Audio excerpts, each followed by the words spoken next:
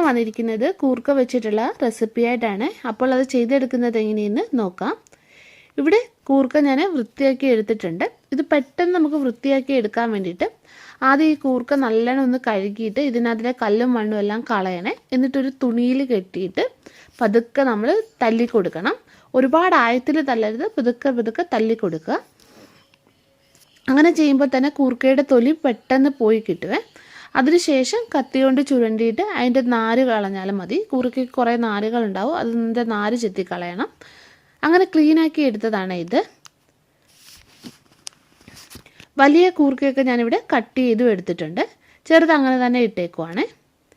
ഇനി ഇതിലേക്ക് 1/4 ടീസ്പൂൺ നമുക്ക് മഞ്ഞൾപ്പൊടി ചേർക്കാം. പിന്നെ ആവശ്യത്തിന് ഉപ്പ്. പിന്നെ വേണ്ടത് 1/4 ടീസ്പൂൺ അടുത്ത് കുരുമുളക് പൊടിയാണ്. ഇനിയും കൂർക്ക വേവാൻ ആവശ്യമായിട്ടുള്ള വെള്ളം കൂടി ഒഴിച്ചു കൊടുക്കാം. ഇനി ഇത് അടച്ചു വെച്ച് നമുക്ക് വേവിച്ചെടുക്കണം. അപ്പോൾ കൂർക്ക ഇവിടെ വെന്ത് വന്നിട്ടുണ്ട്. ഇനി ഇതിൻ്റെ ഫ്ലെയിം നമുക്ക് ഓഫ് ചെയ്യാം. ഇവിടെ ഒരു പാൻ വെച്ച് ചൂടായിട്ടുണ്ട്.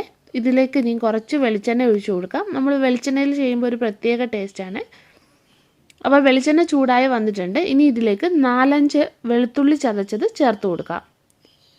ഇനി ഇതിലേക്ക് ഒരു ചെറിയ സവാള അരിഞ്ഞത് ചേർക്കാം. ഇതൊന്ന് വാടി വന്നാൽ മതിയേ. ഇനി ഇതിലേക്ക് 1 ടീസ്പൂണ് ചതച്ച മുളക് ചേർക്കാം. പിന്നെ 1/4 ടീസ്പൂണ് ഗരം മസാല. ഇനി ഇതിലേക്ക് ഞാൻ 1 സ്പൂണ് മുളക് പൊടിയോടെ ചേർക്കുന്നുണ്ട്. ഇത് കാശ്മീരി മുളക് പൊടിയാണ്. മുളക് പൊടിയൊക്കെ നിങ്ങളുടെ എരിവിനനുസരിച്ചിട്ട് വേണം ചേർത്ത് കൊടുക്കാൻ. ഇനി ഇതിലേക്ക് നമ്മൾ വേവിച്ച് വെച്ചിരിക്കുന്ന കൂർക്ക ഇട്ട് കൊടുക്കാം. നല്ലോണം ഇളക്കിയെടുക്കാം. ഇത് ഇളക്കിടയ്ക്ക് ഇളക്കി കൊടുത്തുകൊണ്ടേ ഇരിക്കണേ. ഇനി നിങ്ങൾക്ക് എത്ര ഇത് മൂപ്പിക്കണോ അതിനനുസരിച്ചിട്ട് മൂപ്പിച്ചെടുക്കുക. ഉപ്പ് നോക്കിയിട്ട് വേണമെങ്കിൽ കുറച്ചുകൂടി ഉപ്പ് ചേർത്ത് കൊടുക്കാം. അപ്പോൾ കൂർക്ക ഇവിടെ മൂത്ത് വന്നിട്ടുണ്ട്. ഞാൻ ഇതിൻ്റെ ഫ്ലെയിം ഓഫ് ചെയ്യുവാണ്. അപ്പോൾ നല്ല ടേസ്റ്റി ആയിട്ടുള്ള കൂർക്ക മെഴുക്കുവരട്ടി തയ്യാറാക്കി എടുത്തിട്ടുണ്ട്. നിങ്ങളിത് ഉറപ്പായിട്ടും ഒന്ന് ചെയ്ത് നോക്കണം. പിന്നെ വീഡിയോ ഇഷ്ടപ്പെടുകയാണെങ്കിൽ ഒന്ന് ലൈക്ക് ചെയ്യാനും ഷെയർ ചെയ്യാനും മറക്കല്ലേ.